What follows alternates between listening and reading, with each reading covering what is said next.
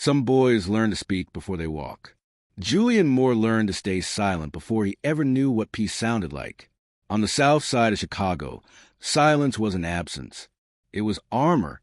It was what you wore when the shouts in the next apartment turned into thuds. It was what wrapped around you when your mother came home after midnight with swollen ankles and a plastic bag of leftovers she'd hidden from the diner manager. Julian was 6 when he understood that his voice didn't fix anything. His mother's exhaustion didn't answer to bedtime stories. His father's absence wasn't swayed by asking why, so he stopped asking. They lived in a one-bedroom with cracked windows and carpets that coughed up dust no matter how many times they were vacuumed. The radiator made more noise than the TV. Their neighbors fought loud and made up louder. Sometimes Julian imagined they were actors repeating scenes. But the scariest nights were the ones with no sound at all. No sirens, no music, no fighting. Just the cold hum of the fridge and the empty chair by the front door. His father had once sat there. Not for long. Just long enough to tell Julian to be a man while walking out his life. No note, no suitcase. Just the smell of cheap whiskey left behind in the couch cushions. Julian was 4. And even then, he understood that some people vanish before the door ever closes. His mother, Alicia, never said a bad word about the man. Not once. She just worked harder. She worked in hospital kitchens, diners, janitorial crews. She cleaned other people's sickness, their grease, their sins. And at the end of the day, she'd still smile, that small cracked smile, like it was enough just to see Julian asleep. But he was never really asleep. He listened for the sound of her key in the lock, the soft creak of her shoes slipping off, the whisper, "I'm home, baby." That whisper made him feel safer than any blanket ever could. By the age of 8, Julian had learned to read from discarded books left in the laundromat. By 10, he was fixing broken headphones for neighborhood kids in exchange for peanut butter sandwiches or used notebooks. He wasn't just smart. He had to be smart enough to stay invisible when the landlord came. Smart enough to nod politely when teachers said, "You're one of the good ones." Smart enough to know what that meant. At school, he was the quiet one. Not shy, just observant. He watched how other boys fought to be heard. He learned that silence made people underestimate you. That was useful. While his classmates stayed after school for detention or flirted behind gym lockers, Julian stayed behind to sweep the principal's office. Not because he was told to, but because it meant he didn't have to walk home alone in the dark. There was a file in that office. He saw it once, left open on the desk while the principal stepped out. It had his name on the tab. More Julian. He read just one line before shutting it. Quiet. Brilliant. Will burn out without intervention. Julian didn't know what kind of intervention they meant. He didn't want any. He just wanted a quiet room, a warm meal, and a mother who didn't look 10 years older every time she took off her shoes. When he got accepted into the city's Magna High School, he didn't tell anyone, just handed his mom the letter, and watched her eyes well up before she turned away to hide it. She wasn't one for big reactions. She just said, "Make it count, baby." And he did. He never went to prom, never got detention, never even kissed a girl. There wasn't time for that. He worked part-time at a library shelving books and walked 3 miles each way just to save on bus fare. Sometimes he skipped lunch so he could buy printer paper for his essays. He kept a list of deadlines in his jacket pocket, ink smudged from sweat and rain. Harvard was always at the top of that list. When the acceptance letter came, it was thicker than he expected, heavy, like it knew how much weight it carried. He didn't shout. He didn't even smile at first. He just sat on the edge of his mattress, same one he'd slept on since he was 12, and held it to his chest. His mother was still at work, wiping down hospital floors under fluorescent lights that flickered like dying stars. He left the envelope on the table, right next to a sticky note that read, "We made it. I promise I'll make it count." He thought that would be the hard part, getting in. But Harvard had different kinds of hunger. The kind that came when your dorm roommate asked what private school you went to, and you had to pretend you even knew what boarding school was. The kind that came when the dining hall closed and you had $2 and a vending machine that only took cards. Julian juggled 3 jobs his first semester. one of them cleaning the same bathrooms his classmates used after frat parties. But he didn't complain. Not once. Because every floor he mopped, every 3 a.m. study session, every skip meal, it all kept him from going back. Back to nights where sirens screamed lullabies. Back to peeling wallpaper and secondhand embarrassment. Back to a mother who gave him everything she had and never once asked for anything in return. So he stayed quiet, even when it hurt, even when it was lonely, because Julian Moore didn't grow up expecting peace. He grew up learning how to survive without it. And then one rainy Thursday afternoon, broke and exhausted, Julian signed up for something different.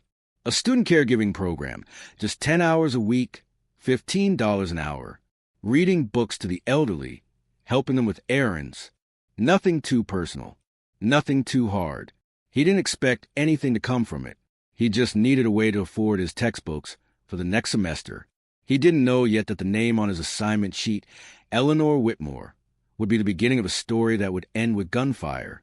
But in that moment, he was just a quiet boy, tired, hungry, and walking into a stranger's estate, with no idea he was about to rewrite the rest of his life. At the edge of Cambridge, where the streets are lined with magnolias and secrets, stood a gate, tall, iron cold, guarding something that didn't belong to the world outside. Beyond it, on a perfectly trimmed estate with gravel paths and imported marble fountains, lived a woman whose name opened doors in places money usually couldn't. Her name was Eleanor Whitmore, heiress, socialite, widow, and survivor of more scandals than the tabloids could print. She was 71 years old, sharp as glass, and richer than most universities. Julian Moore first saw her through the gate. She was standing on the porch, arms crossed, silk scarf draped around her neck like it had been painted there. Her white hair was pinned back into a bun, so tight it looked sculpted. Her face? Elegant, not beautiful in the soft, forgettable way, beautiful in the way that unsettled you. Cold, commanding, eyes that saw through excuses.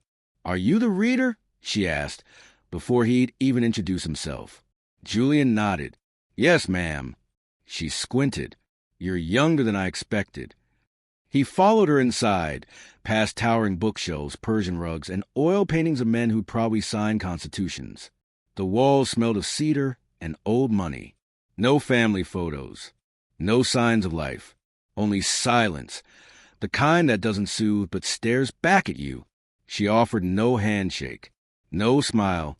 Just pointed to a leather chair across from hers. "You'll read to me here," she said.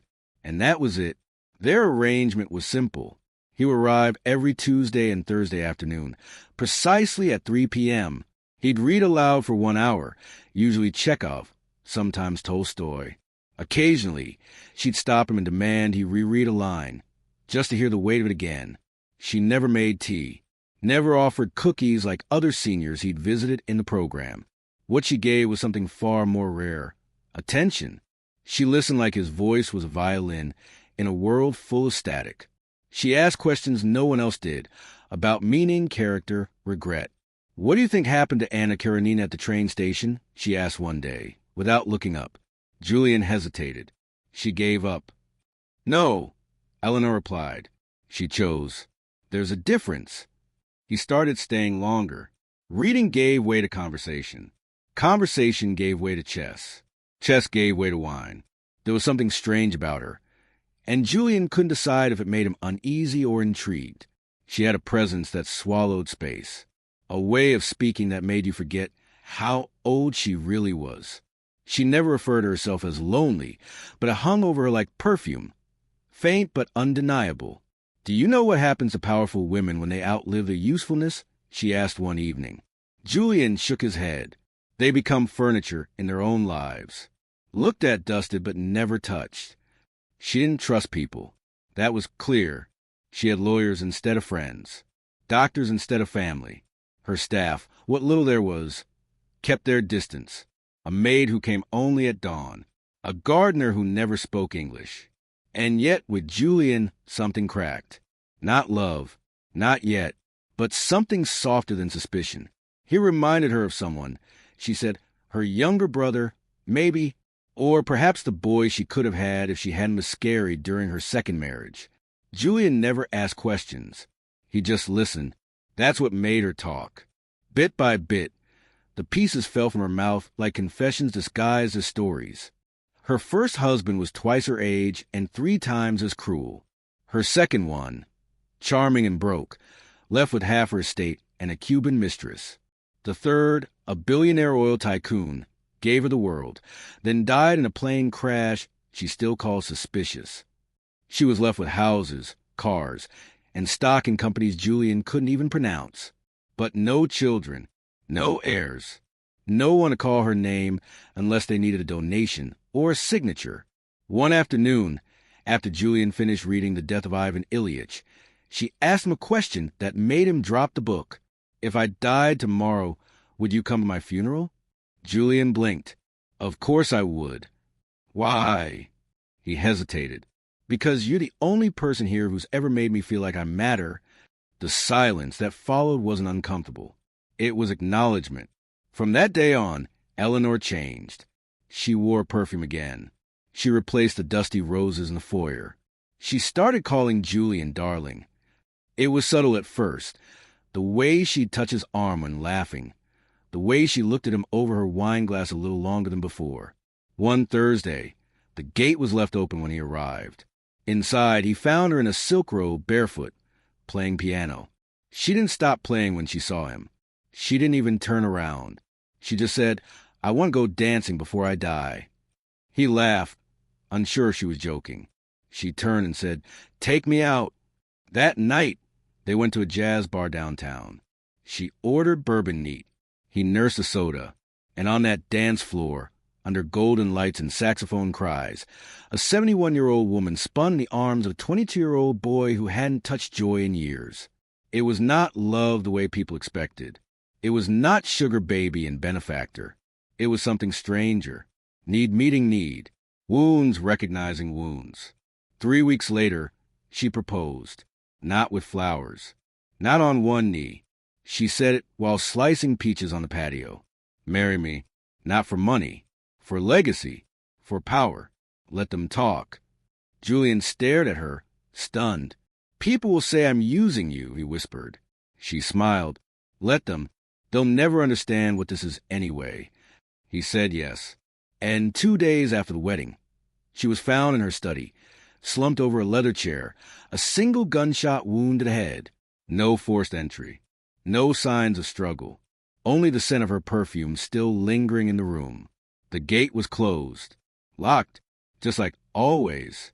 And outside, the boy who once learned to stay quiet was now the husband of a dead billionaire, and the only person in the house who wasn't bleeding. There were no flowers, no velvet box, no down-on-one-knee moment. Instead, it happened on a Wednesday, cloudy still, while Eleanor Whitmore stood barefoot in her kitchen, slicing blood oranges with a knife sharper than memory. Julian had just read her a passage from Crime and Punishment, something about guilt sticking to the soul like tar. He could tell it rattled her. Her usual elegance frayed that day. No pearls, no lipstick. Just a silk robe clinging to her frame, and hair undone like a secret she no longer cared to hide. "You ever feel like you're watching yourself from outside your body?" she asked, almost absently. "Like none of this is really yours. Not the house. Not the money. Not even the skin you're in." Julian didn't know how to answer, so he stayed quiet, the one skill that had always kept him alive. That's when she turned and said it. "Marry me." He blinked, laughed even, thought maybe she was quoting something, a line from a book, a test, but her eyes didn't flinch. "I'm serious," she said. "Let's give them something to talk about." "Who's them?" Julian asked. She grinned.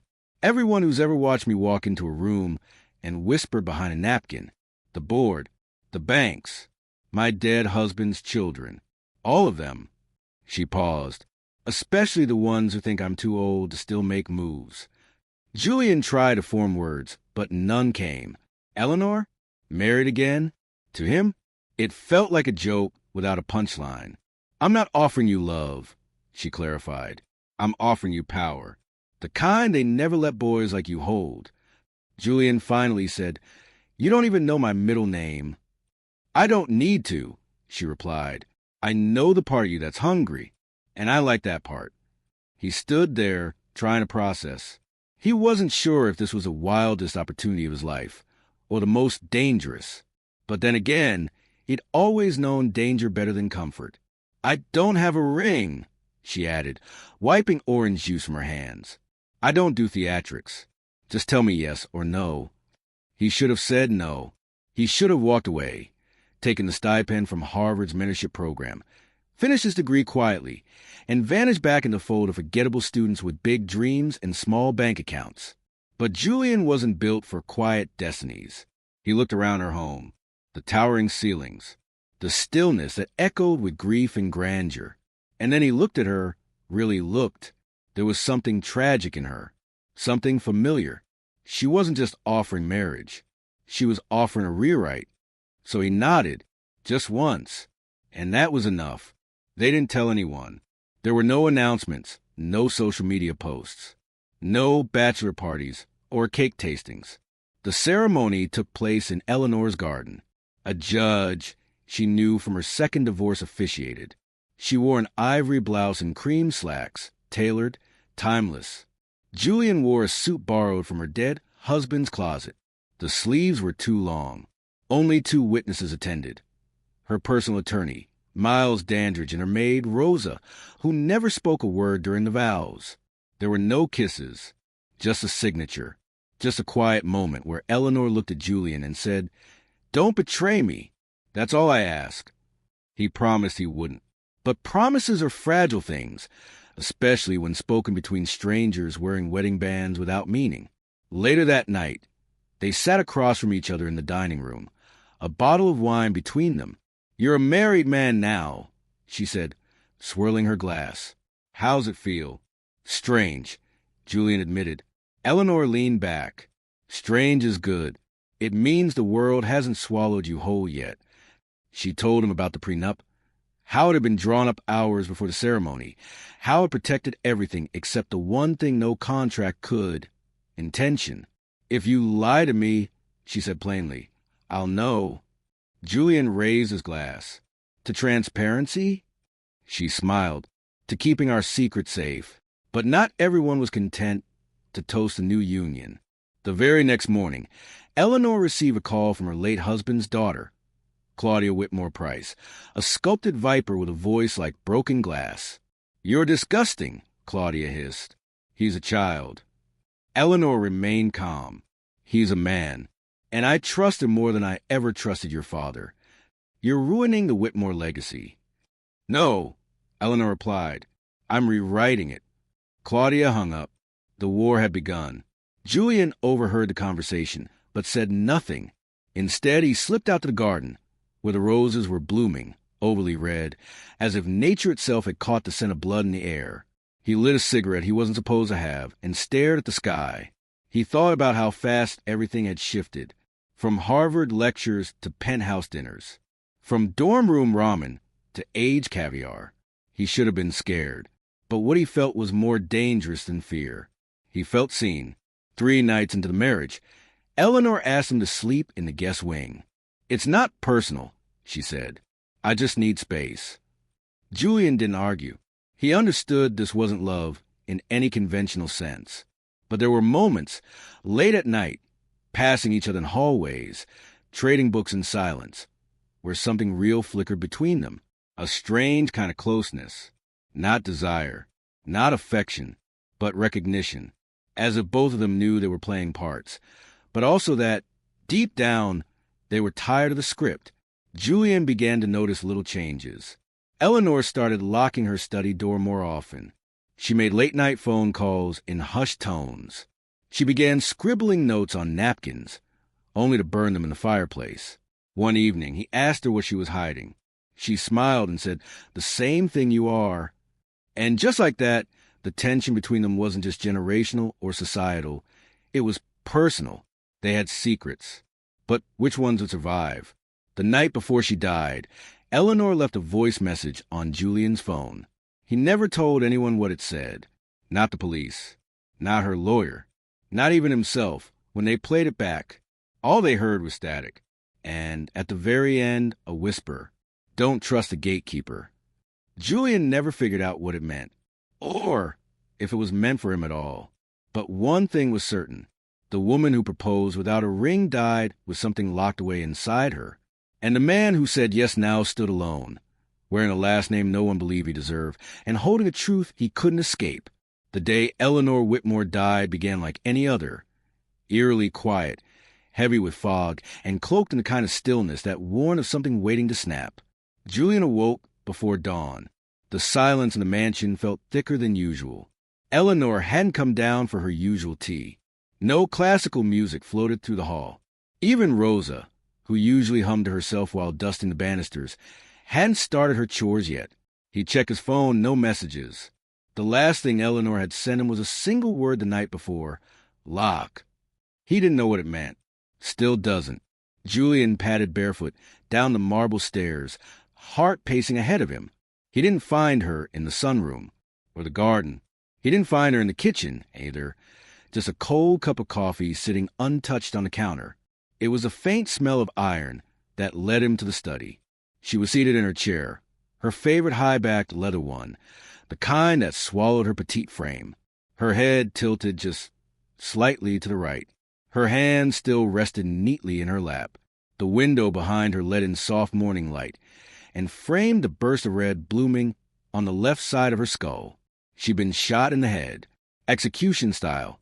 No sign of struggle, no broken glass, no blood trail, just silence and death. Julian didn't scream. He didn't cry. He just stood there, staring at her, as if willing her to move, as if this were just one of her tests, another page in the script she liked to rewrite. But Eleanor Whitmore was gone, and Julian's world shattered in that stillness. The police arrived an hour later, called in not by Julian, but by Rosa, who had discovered the blood pooling beneath the study door when she came to clean. They questioned him first. Naturally, the 22-year-old Harvard student married to a billionaire widow found dead in her own home. There was no reality in which he wasn't suspect number one. Detective Olivia Mendez didn't waste time with pleasantries. "What time did you last see your wife alive?" she asked, her voice sharp, her notepad already open. Julian blinked, trying to remember. Midnight, maybe. She went to her study. Told me to go to bed. "Did you hear anything unusual during the night? A gunshot?" "No." "No arguments? No guests? No threats?" He shook his head. She leaned in. "Do you own a firearm, Mr. Black?" "No. I've never even held one." "And you're telling me a woman worth over $300 million is murdered in her locked mansion with 24-hour security, and nobody hears anything?" I don't know," Julian stammered. "Eleanor, she was always careful. Maybe too careful." Mendez paused. "What does that mean?" "She knew something," he said. "She never said outright, but she was afraid. Not of strangers, of people she already knew." That caught Mendez's attention. "Anyone specific?" Julian hesitated. Thought of Claudia Whitmore Price. Thought of Miles, the attorney who looked too calm for someone whose employer had just been assassinated. Thought of Rosa, who never cried. Thought of himself. But he said nothing, because the truth was, Julian didn't know who Eleanor feared, and that terrified him more than anything. The autopsy confirmed what the coroner already suspected. Close-range gunshot wound, left temple, small caliber pistol. Death was instantaneous. There were no signs of forced entry. No fingerprints except Julian's and Rosa's. The study's cameras, which Eleanor insisted on having installed months ago, were disabled, the hard drives wiped. Mendez circled back to Julian 2 days later. "You and Eleanor were married less than a week. No honeymoon, no shared accounts. Yet she named you sole beneficiary in her living will." Julian froze. "I didn't know that." "Really?" Mendez asked. "Because the ink's barely dry. Changed the documents 2 days ago." Julian looked away. He didn't need to say it. Mendez already saw what she needed. Motive. The media pounced. Black widow or gold digger? Harvard hustler marries billionaire. Now she's dead. From lecture hall to manslaughter? Every outlet painted Julian as the predator. Every photo of him, perfectly timed, hunched over, eyes red, looked like guilt. He didn't fight back, didn't go on TV, didn't hire a PR team. He just sat in Eleanor's empty room, day after day, listening to the echo of her last words. Don't betray me. But the real betrayal wasn't his. It was buried in the silence between the bullet and the truth. Rosa finally broke her silence 1 week later. She came to Julian at midnight, her hands shaking, her voice a ghost. She knew someone was coming. She whispered.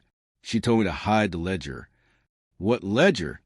Rosa opened her purse and pulled out a small black notebook. Thin, weathered, unmarked. Inside were names, dates, bank transfers, codes, a list of payments sent to numbered accounts. Millions, all tied to Whitmore Holdings. I think she was going to expose them, Rosa said. The board, her husband's old partners. She found out they were laundering money through fake charities and offshore firms. She said it was her last revenge. Julian stared at the pages. And suddenly, the bullet made sense. Eleanor hadn't died because of love or scandal. She died because she got too close to the truth. But that truth came at a cost. 2 days later, Rosa disappeared. Her apartment emptied. Her phone disconnected.